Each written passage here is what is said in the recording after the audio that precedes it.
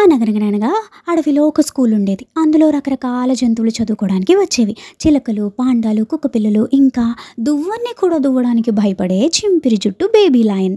కానీ తను వేసే క్వశ్చన్స్కి టీచర్స్ కూడా భయపడేవారు. అందరూ తనని మషీ లయన్ మషీ లయన్ అని పిలిచేవారు. అయితే ఒకరోజు giraffe teacher time is equal అని లెసన్ చెప్తూ ఉంటే, నిజంగానా మ్యామ్, టైం స్లోగా నడుస్తుంది మీరు బోరింగ్ క్లాస్ చెప్తూ ఉంటే, కానీ నేను ఐస్ క్రీమ్ తింటే ఫాస్ట్గా రన్ అయిపోతుంది ఏంటో అంటుంది మషీ లయన్. So time is different in different circumstances అని చెప్పేసరికి టీచర్తో సహా అందరూ ఆశ్చర్యంగా చూస్తారు ఈ మషీ లయన్ని. అది అలా ఉండగా ఒకరోజు పిల్లలందరూ ఆడుకుంటున్నారు ప్లే టైంలో. అంతలో ఈ మషీ లయన్ ఇలా అంటాడు, హే గాయ్స్, అది చూడండి, ఎలిఫెంట్ అంటే ట్రాంపలిన్లో కూర్చోగానే ట్రాంపలిన్ మధ్యలోకి బెండ్ అయ్యి అక్కడ ఉన్న ఫ్రూట్స్ అన్నీ తన దగ్గరగా దొర్లిపోయి తిరుగుతూ ఉన్నాయి చూసారా. జస్ట్ ఇమాజిన్, స్పేస్ ఒక స్ట్రెచీ ట్రాంపలిన్ అనుకోండి. సో సన్ మిడిల్లో కూర్చుంటే ఒక పెద్ద డెంట్ ఏర్పడుతుంది అండ్ ప్లానెట్స్ ఏమో చిన్న బాల్స్ లాగా ఆ డెంట్ చుట్టూరా తిరుగుతున్నాయి. అవి పడిపోవు, అలా గుండ్రంగా తిరుగుతూ ఉంటాయి.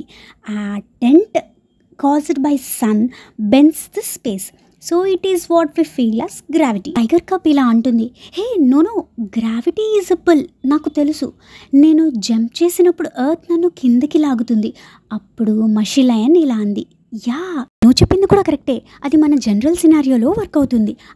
కానీ మనం డీప్గా ఆలోచిస్తే, like about space, stars, mass, ఇవన్నీ ఆలోచించామనుకో, నేను చెప్పిన సినారియో నీకు అర్థమవుతుంది.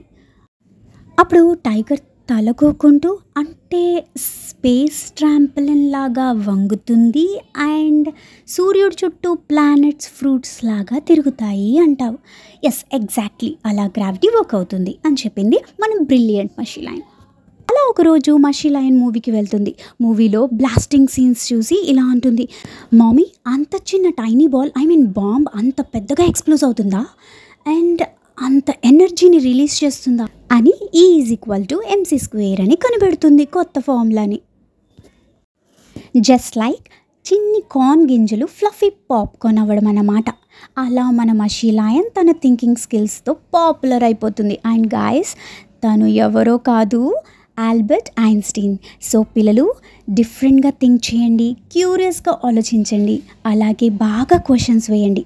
ఇవే మనం గెలవడానికి స్టార్టింగ్ స్టెప్స్.